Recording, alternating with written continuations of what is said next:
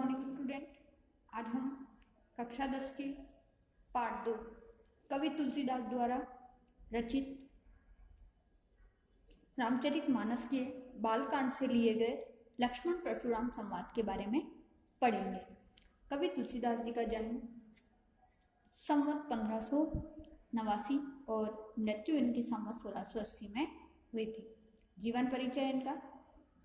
तुलसीदास का जन्म उत्तर प्रदेश के बांदा जिले के राजापुर गांव में संवत 1589 के लगभग माना जाता है। इनके पिता का नाम आत्माराम था, जो एक सरयू पारीण ब्राह्मण थे। इनकी माता का नाम तुलसी था। तो इनका जन्म यूपी के बांदा जिले के राजापुर गांव में सन 1589 में संवत 1589 में हुआ था। पिता इनके आत्माराम, माता इनकी तुलसीबाई थी। कहा जाता है कि तुलसीदास अभुक्त मूल नक्षत्र में पैदा हुए थे तथा जन्म लेते ही इनकी अवस्था 5 वर्ष के बालक के समान थी। मुंह में दांत भी निकले हुए थे।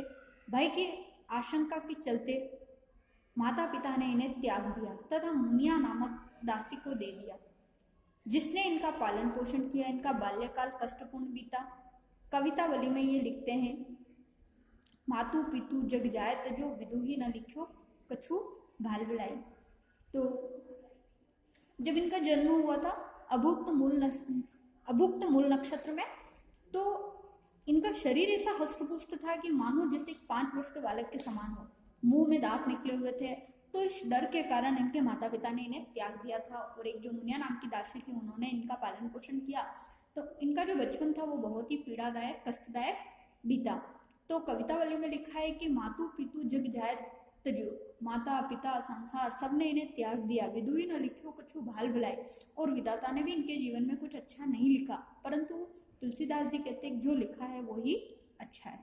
इनके गुरु का नाम नरहरिदास, पत्नी इनकी रत्नावली जो कि एक विदुषी थी, यानी कि वो भी अच्छी ज्ञानी थी, किंतु किसी कारणवश वैवाहिक जीवन अधिक समय तक न चल सका। इन्होंने गृह त्याग कर दिया और घूमते घूमते अयोध्या पहुंच गए। वहीं पर इन्होंने सन 1631 में रामचरितमानस की रचना प्रारंभ की। बाद में काशी आकर रहने लगे। जीवन के अंतिम दिनों में पीड़ा की शांति के लिए इन्होंने हनुमान की स्तुति की, जो हनुमान बाहुक नाम से प्रसिद्ध है। इनकी मृत्यु के संबंध में प्रसिद्ध दोहा है निम्नलिखित। तो जो इनके गुरु थे वो नरहरिदास थे। इनकी पत्नी रत्नावली अच्छी विदुषी थी, अच्छी ज्ञानी थी, और इन्होंने अयोध्या में ही 1631 में रामचरितमानस की रचना प्रारंभ कर दी थी। फिर इनका जीवन क्या था कि बचपन से लेकर अंत तक बहुत ही अधिक पीड़ादायक कष्टपूर्ण बीता। तो इन्होंने उस पीड़ा की शांति के लिए हनुमान जी की स्तुति की और हनुमान बाहुक नाम से प्रसिद्ध हो गए।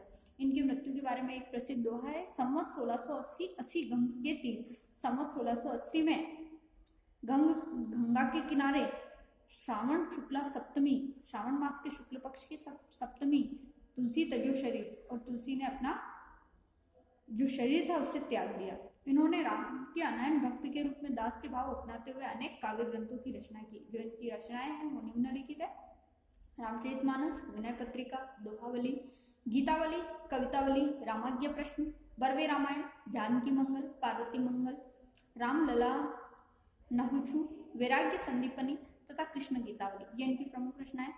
तुलसी आदर्शवादी कवि थे। इन्होंने आदर्श जीवन का सृजन कर हमें अपने दैनिक जीवन में उनके अनुकरण का संदेश दिया।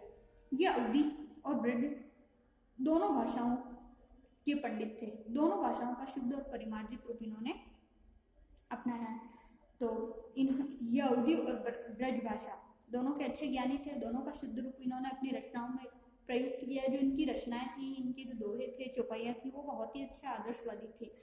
और उन रचनाओं और दोहों को पढ़ने से, उनका अनुकरण करके हम अपने जीवन में उनका अनुकरण करके हम भी अच्छे आदर्शवादी बन सकते हैं।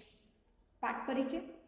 लक्ष्मण परशुराम संवाद रामचरितमानस के बालकांड से उद्धृत है। धनुर्यज्ञ के पश्चात मुनि परशुराम शिव धनुष भंग का समाचार पाकर क्रोध में तमतमाते हुए वहां आते हैं। सीता स्वयंवर की राजा जनक के यहाँ सभा चल रही थी।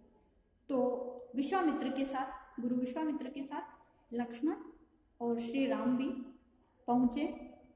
तो वहां पर श्री राम ने उस धनुर्यज्ञ में भाग लिया, जिससे श्री राम ने धनुष को छूते ही धनुष टूट गया।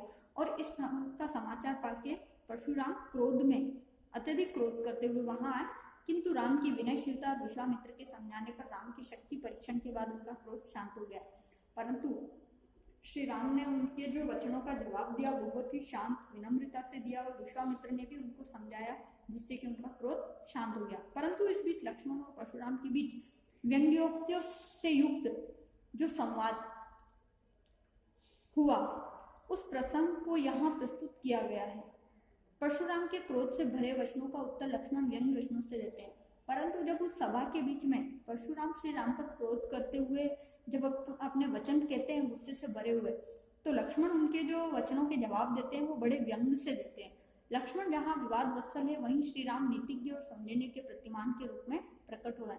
तो लक्ष्मण बचपन में जो विवाद कर रहे हैं वो वत्सल रूप में, एक बचपने के रूप में है, परंतु जो श्री राम के जो वचन थे, उनकी जो बातें थी, वो नीतिज्ञ और सौंजन्य के प्रतिमान के रूप में प्रकट होती है, यानी कि नियमों के अनुसार मर्यादाओं में आदर्शवादी बातें थी। विश्वामित्र संतुलन बिंदु थे, और विश्वामित्र श्री राम और परशुराम दोनों को समझाने का काम कर रहे थे।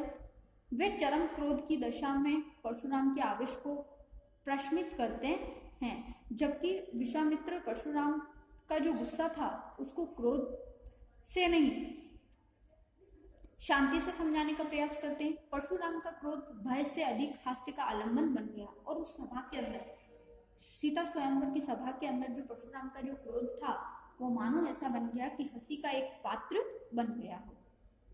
आइए हम लक्ष्मण परशुराम संवाद के पदों के बारे में पढ़ते हैं। प्रस्तुत पद कवि तुलसीदास द्वारा रचित रामचरितमानस के बालकांड से लिया गया है, जो कि गुरु विश्वामित्र के साथ श्री राम और लक्ष्मण उस सभा में जाते हैं और शिव धनुष को श्री राम छूते ही तोड़ देते हैं। तो इस बात से परशुराम अत्यधिक क्रोधित होते हैं, और उस क्रोध को शांत करने के लिए श्री राम बहुत ही अत्यधिक शांत और विनम्रता के साथ परशुराम को समझाने का प्रयास करते हैं। इस पद में ये बताया गया है, आइए हम पढ़ते हैं। नाथ शंभु धनु भंज निहारा, होई केहू एक दास तुम्हारा। हे नाथ, श्री राम कहते हैं परशुराम को, हे नाथ। शंभु धनु मतलब शिव धनुष, और भंज निहारा मतलब तोड़ने वाला। शिव धनुष को तोड़ने वाला, होई केहू एक दास तुम्हारा, होगा कोई एक दास तुम्हारा ही। आयसु काय कही कही किन मोही, आपकी क्या आज्ञा है। आयसु मतलब आज्ञा, मुझे कहिए। श्री राम कहते हैं कि मुझे कहिए। सुनी रिसाई बोले मुनि कोही, और श्री राम के वचनों को सुनकर मुनि परशुराम, रिसाई मतलब गुस्से में बोलते हैं सेवकु सो जो करे सेवकाई। सेवक वह होता है जो सेवा का कार्य करे। अरि करनी करी करे लड़ाई, अरि मतलब शत्रु, और जो शत्रुता का काम करे, शत्रु का काम करे, उससे करे लड़ाई मतलब तो लड़ाई ही करनी चाहिए। परशुराम जी कहते हैं सुनहु राम जेहि शिव धनु तोरा, सहस बाहु समसो रिपु मोरा। कवि कहते हैं कि जब परशुराम जी श्री राम से कहते हैं कि सुनो राम, जिसने भी शिव धनु मतलब शिव धनुष को तोड़ा है, सहस बाहु समसो रिपु मोरा। सुनहु राम जेहु शिव धनु तोरा, सहस बाहु समसो रिपु मोरा। तो हे राम सुनो, जिसने भी ये शिव धनुष तोड़ा है वह शस्त्र बाहु के समान, रिपु मतलब शत्रु, शस्त्र बाहु के समान मेरा शत्रु है। सो बिलगाऊ बिहाई समाजा, बिलगाऊ मतलब अलग होना, तो वह इस समाज से, इस सभा से अलग हो जाए। न तो मारे जेह ही सब राजा, नहीं तो इस सभा में जितने भी उपस्थित राजा है वह सब मारे जाएंगे। सुनी मुनि बचन लखन मुस्काने, बोले परशु धरई ओ माने। और परशुराम के वचन सुनकर लक्ष्मण मुस्कुराने लगे, और परशुराम का अवमान्य मतलब अपमान करते हुए उन्हें व्यंग्यपूर्ण वचन कहते हैं कि बहु धनु तोरी लड़काई, कि हमने तो लड़काई मतलब बचपन में बहुत सी धनुइयां तोड़ी है। कबहू ना असी रीस किन्ही गोसाई, और कभी भी असीरीस मतलब ऐसा गुस्सा, आपने किसी ने भी ऐसा गुस्सा नहीं किया है। ए ही धनु पर ममता केयु हेतु, और इसी धनुष पर आपकी इतनी ममता, इतना प्रेम क्यों है।